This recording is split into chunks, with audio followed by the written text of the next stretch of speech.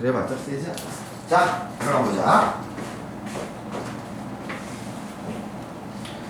자, 우리들이 컨닝을 도와준 것이 기표의 아니야 여기 읽었고, 그게 애들이 너에게 사회를 했다고 해서 재수가 없어졌다고 생각하는 건 잘못일 거야. 물론 겉으로야 그대로 남아있겠지. 그러나 그들은 이미 이빨이 뺀 뱀이나 다름이 없어. 걔들이 모두 나한테 말했어. 기표는 악마라고.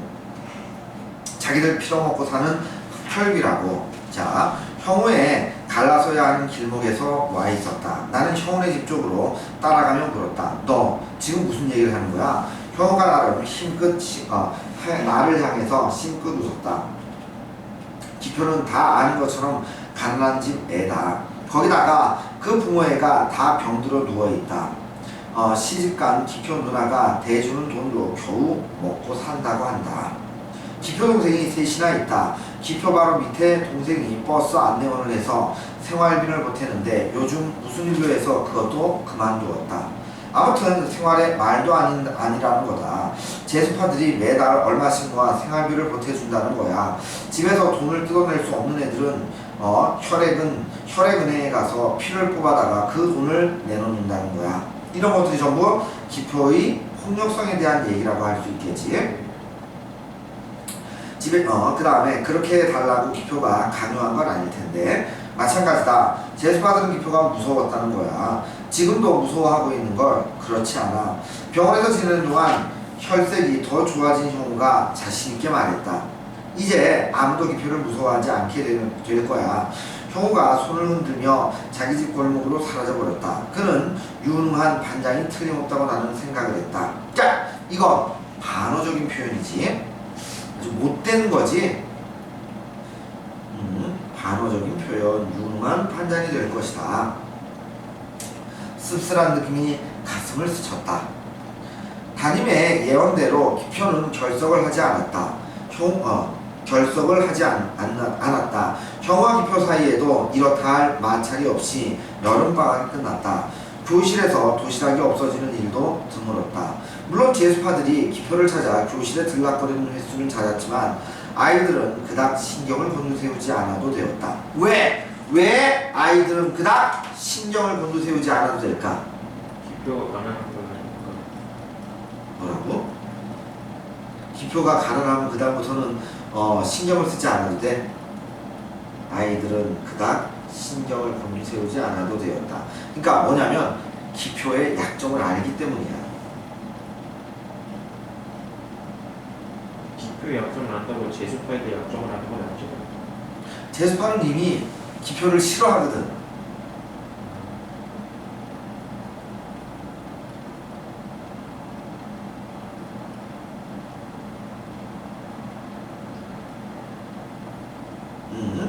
기표는 여전히 침묵하고 있었다. 담임선생님이 가끔 기표에게 학급 사무를 맡기는 게 눈에 띄었다. 기표는 별 표정 없이 그런 일을 맡아 했다. 그날도 기표는 담임선생님의 지시에 의해 체육부실에 내려가 우리 반 아이들의 체력검사 통계를 내고 있었다. 그럴 시각 담임선생님이 말했다. 66명이 탄 우리 배는 순항을 맞아 참으로 평탄한 항해를 하고 있다. 다 여러분의 노력에 의한 것이라고 생각을 하는데, 그런데 한 가지 알려줄 게 있다. 여러분의 한 친구, 이제 기표지, 매우 어려운 처지에 놓여 있다. 그 자세한 얘기는 반장이 해줄 것이다. 다만 담임으로서 당부하고 싶은 것은 그것이 남의 일이 아닌 내 일이라고 생각을 해서 그 사람을 돕는 일에 앞장서 주기 바란다. 자, 그 사람을 돕는 일에 앞장서 주기 바란다. 이랬거든. 이거 뭘 얘기하는 거냐? 계속 기표의 힘을 빼는 작업이야. 기표의 힘을 빼는 작업.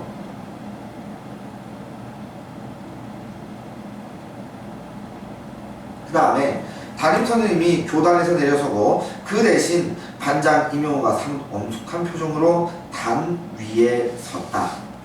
담임선생님의 말씀처럼 지금 우리 친구 하나가 겨우 어려운 처지에 놓여있다. 좀 늦은 감이 있지만 지금이라도 힘을 합쳐 그 친구를 구원해줘야 한다고 생각을 한다. 자, 구원이야. 돕는 게 아니라 구원하는 거야. 구원은 전제 조건이 어떤 전제 조건이 있어야 될까?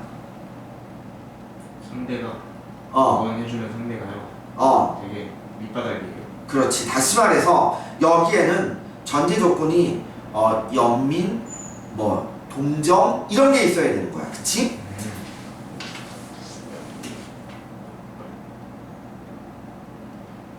그러니까 그 전에는 어땠니?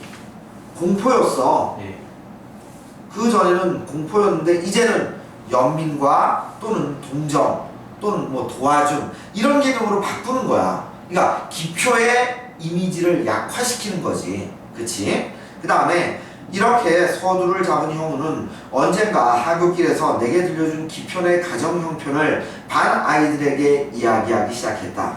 그런데 놀라운 일은 형우의 혀였다. 나에게 얘기를 들려줄 때 그 적대감은 씻은 듯이 감추고, 적대감은 씻은 듯이 감추고, 오직 우의와 신뢰 가득한 말로써 우리의 친구 기표를 미워하는 일에 열을 올렸던 것이다. 자, 여기서 뭐가 나오는 거니? 형우의 이중성이지.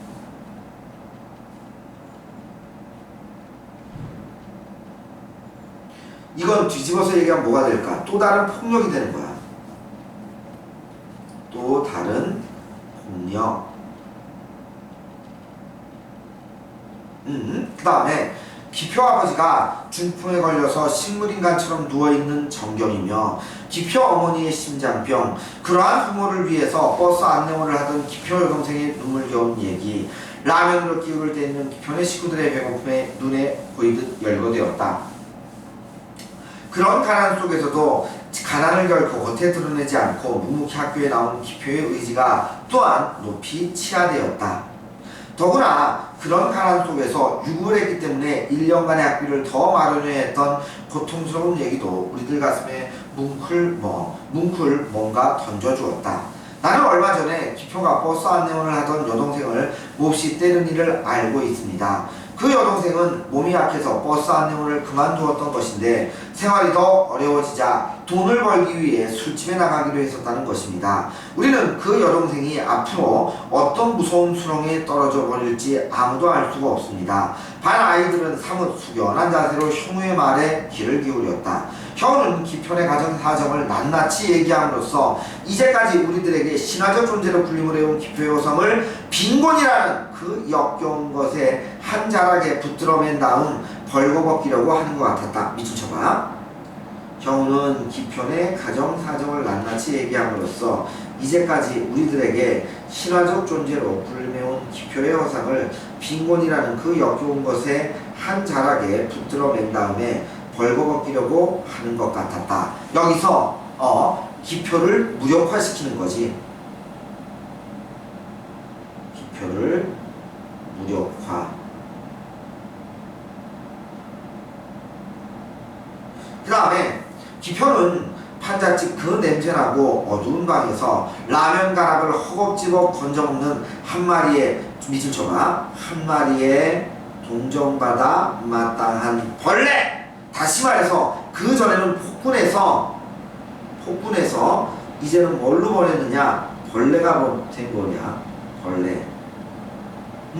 다시 말해서 전에는 공포의 대상이었다면 이젠 연민의 대상이 되는 거야. 그러니까 더 이상 반 아이들은 기표를 무서워할 필요가 없어진 거지. 그 다음에 한 가지 또 알려줄 게 있습니다. 그것은 어려운 처지의 친구를 위해서 이제까지 나를 모르게 도와온 우정이 있다는 것입니다. 그것은 기표와 가까운 친구들입니다. 이게 기표의 가까운 친구들. 이게 제수파야.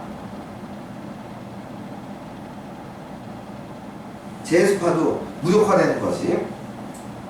이제까지 우리들이 제수파라고 불려온 아이들입니다. 우리들이 무시해온 그들이야말로 진정 아름다운 우정이 어떤 것인가를 보여주었던 것입니다. 그들은 매달 용돈을 저축하고 또 방학 때 공사장에 나가 일을 해서 받은 돈으로 기표를 도와온 것입니다.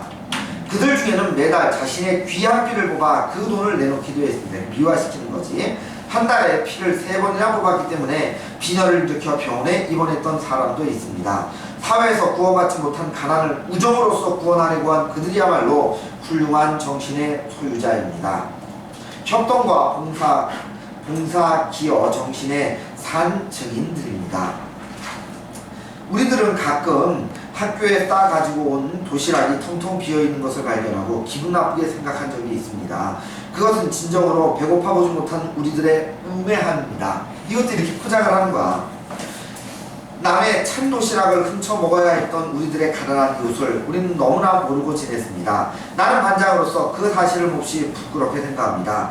그것을 사과하는 뜻에서 나는 오늘이라도 우리의 친구 기표를 돕는 일에 앞장서기로 결심을 했은 것입니다.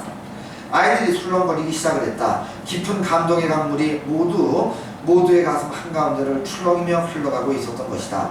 담임선생이 교단으로 다가왔다. 그는 주머니에서 10,000원짜리 한 장을 꺼내서 교탁 위에 놓았다. 반장도 안주머니에 손을 넣었다. 아이들이 조용히 술렁거림 속에서 모두 돈을 찾아들었다. 오늘 돈이 없는 사람은 내일 가져오는 게 어떻습니까? 한 아이가 일어서며 큰 소리로 내려하자 모두 그럽시다! 소리쳤다. 박수가 터져 나왔다. 모일간지 편집국 국장을 지내는 학부형이 우리 반에 있었다. 담임선생과 반장이 그 학부형을 만나러 갔다. 왜? 먼저 얘기를 하려고. 원래 이런 것들은 당신네 학교에 이런 일이 있다면서 기자가 먼저 와야 되잖아.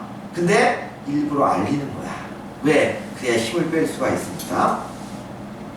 신문사 기자가 학교에도 여러 번 다녀왔다. 며칠 뒤에 신문 미담란에 우리 반 얘기가 크게 다루어졌다. 자, 이게 기표의 상황이 밝혀지고 반 아이들의 선행이 대비되어 나타난다. 그래서 이게 뭐야? 합법적인 폭력이다라는 거지. 박스 기사였다. 기표의 가득한 효성에서부터 제수파들의 우정어린 핏뽑기와 그분들로부터 시작된 친구돕기 운동이 종교적으로 파급되어 이룩한 성과가 자세하게 나타났다. 기표의 동생 여기도 끼어 있었다. 그 기사를 읽은 우리 반의 콧등이 새삼 찡했다. 기사 맨 위에 담임선생님과 반장 그리고 기표의 사진이 박혀 있었다. 교장 선생님 지시에 의해 그 기사는 각 교실 후면 게시판에 붙어있게 되어 있었다. 그 신문기사가 나가부터 월요조회 때마다 교장 선생님은 사회 각계에서 내보내는 선군과 위문 편지를 최기표에게 전달했다. 담임 선생님도 종례 때면 기표에게 편지 여러 장을 건네며 거기 여학생 편지도 많이 있으니까 혼자 몰래 보라고 아이들이 와 웃었다. 기표가 얼굴을 벌겋게 되면서 편지 다발을 책상 속에 숨기곤 했다. 뭐지? 기표의 무력감이지. 무기력함.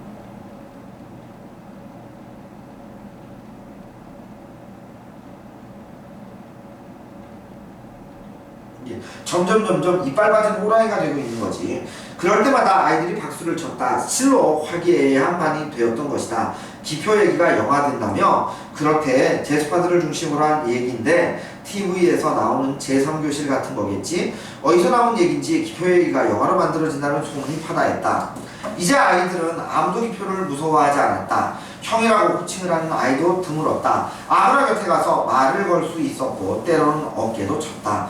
그것은 기표가 매우 부끄러움을 잘 타는 아이로 변해버렸기 때문이다. 밑줄 쳐봐. 기표가 아주 부끄러움을 잘 타는 아이로 변해버렸기 때문이다.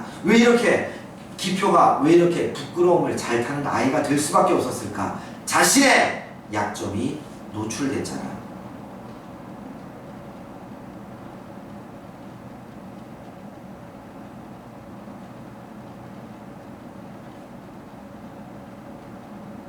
그러니까 점점 자기가 어떻게 할 수 없는 상황까지 막 커지는 거야. 그러니까 여기에서 기표가 막 폭력성을 쓸 수도 없어.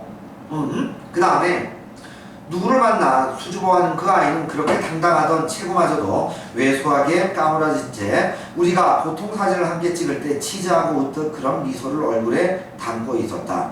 우리는 그렇게 미소 짓는 기표의 얼굴을 보면서 일사불란한 항해를 계속했다. 담임은 더욱 깊은 이해로서 우리 반을 돌봐주었다. 반장 형우는 그 나름의 성실과 지혜로 우리를 위해 헌신했다. 우리 교실에 들어오는 선생님마다 칭찬의 말을 아끼지 않았다. 기표 얘기가 영어로 만들어진다는 얘기가 더욱 구체적으로 드러나기 시작을 했고 우리들은 덩달아 들떠서 술렁거렸다. 그러던 어느 날 우리는 기표의 자리가 빈 것을 알았다. 이제 결석을 하는 거지. 다음 날도 그는 결석을 했다. 무단결석이었다. 담임 선생이 한 아이를 기표네 집에 보냈다. 집에도 없어. 이틀 전에 집을 나갔대. 우리들은 서로 얼굴을 마주보며 술렁거리기 시작을 했다. 뭔가 심상치 않은 생각이 머리에 젖어들었다. 자, 밑에 위에 보니까 형우와 담임 선생님의 합법적인 폭력이 불행한 결과를 가져올 것을 암시한다 라고 했는데, 그러니까 무슨 역할? 곡선이 되는 거지. 그 다음에 기표가 내리 사흘이나 결석을 한 아침나절이었다. 수업 중인데 담임이 형우와 나를 찾는 쪽지가 왔다. 우리가 교무실에 내려갔을 때 담임 선생님은 병색이 완연해 보이는 어떤 여자지? 어떤 여자가 기표 엄마야.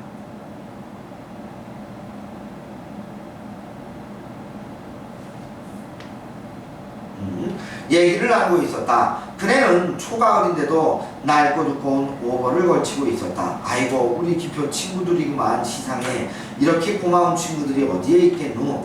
그런데 이놈의 자식이, 그네는 몸을 일으켜 우리들에게 굽신거리며 떼낀 손수건으로 눈물을 찍어냈다.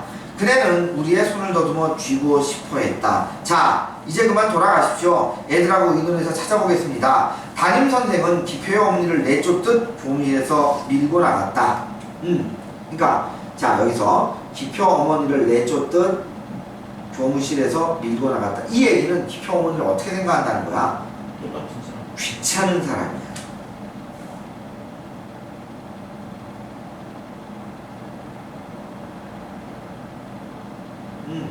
귀찮은 사람이야, 그냥 단순히. 그래는 교무실을 나서며 자꾸 아쉬운 듯 우리들의 얼굴을 돌아다보았다. 그네를 배웅하고 돌아온 담임 의사는 담임이 의자에 소리나게 주저앉으며 부들부들 떨리는 손으로 담배를 피워 물었다. 밑줄 쳐봐. 부들부들 떨리는 손으로 담배를 피워 물었다. 여기서는 분노입니다. 누구를 향한? 기표를 향한. 이 망할 새끼가 끝까지 말썽이란 말이야. 그러니까 지금 여기에서도 얘기하는 것처럼 정말 교화하려는 마음이 없었다는 거야. 그치? 네. 그럼 얘가 어디 갔지? 내가 뭘 잘못했나? 기표가 돌아와야 되는데 이래야 되는데 이 새끼 진짜 끝까지 말썽이네. 이래버린단 말이야. 다시 말해, 담임의 이중성이야.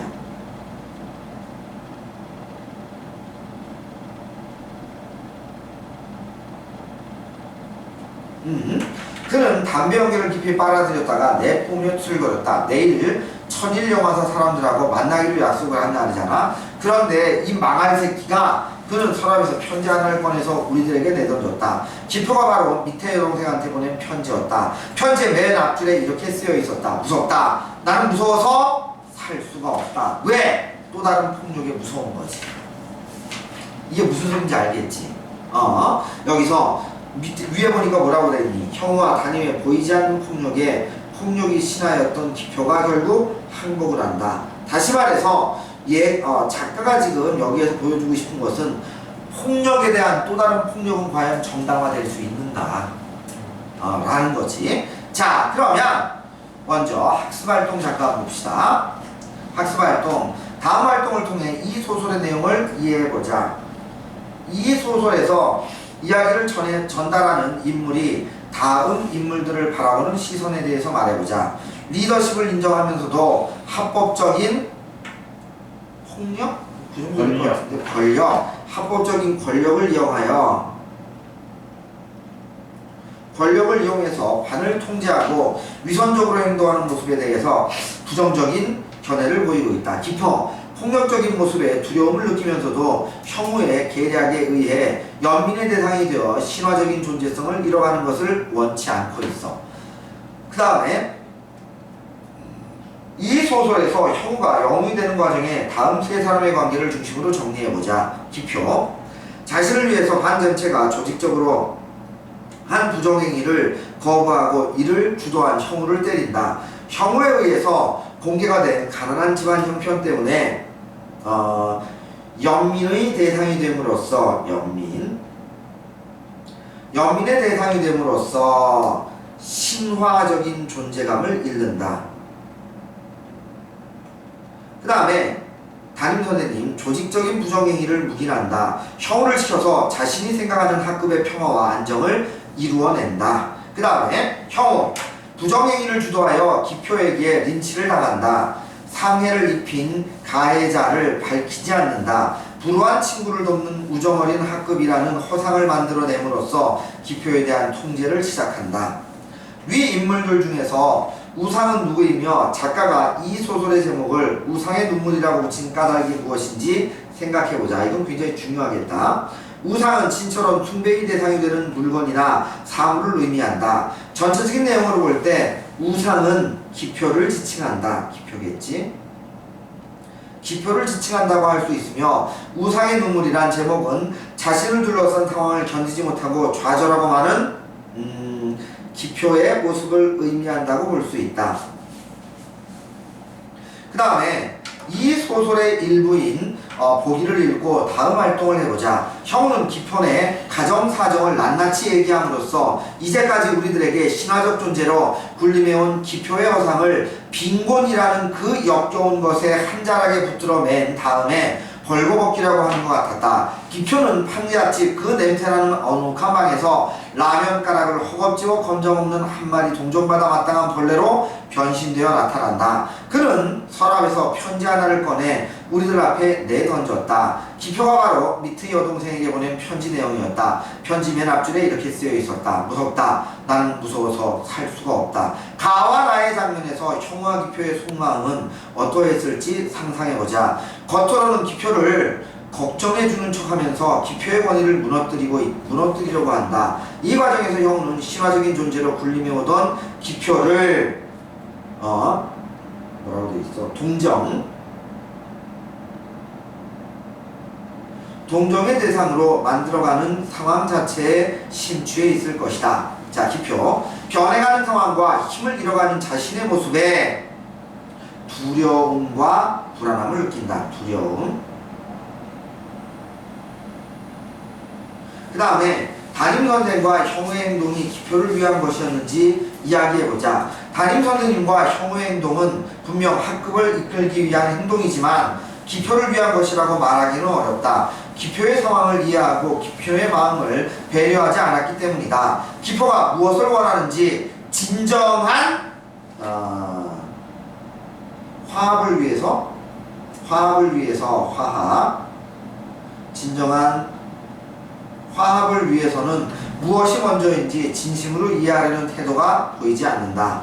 이 소설 속의 상황을 우리 사회나 학교와 관련지어 다음 활동을 해보자. 소설 속 학교의 상황과 닮아있는 우리의 사회의 모습을 찾아보자. 집단 따돌림, 보여주기식 기부활동 뭐 이런 것들. 그 다음에 상생하고 공존하는 학교 공동체를 만들기 위해 구성원들이 가져야 할 태도에 대해서 토의해보자. 이거 상생과 공존은 우리 모두가 똑같이 존재한다는 인식에서 시작된다. 이를 위해 구성원들은 서로의 차이를 인정하고 그 다음에 상대방에 대한 배려와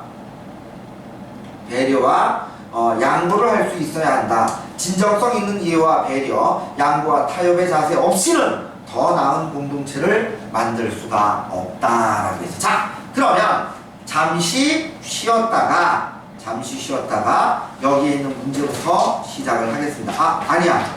네, 잠시 쉬었다가. 그래, 좋아. 또 무슨 재밌는 얘기는 없냐?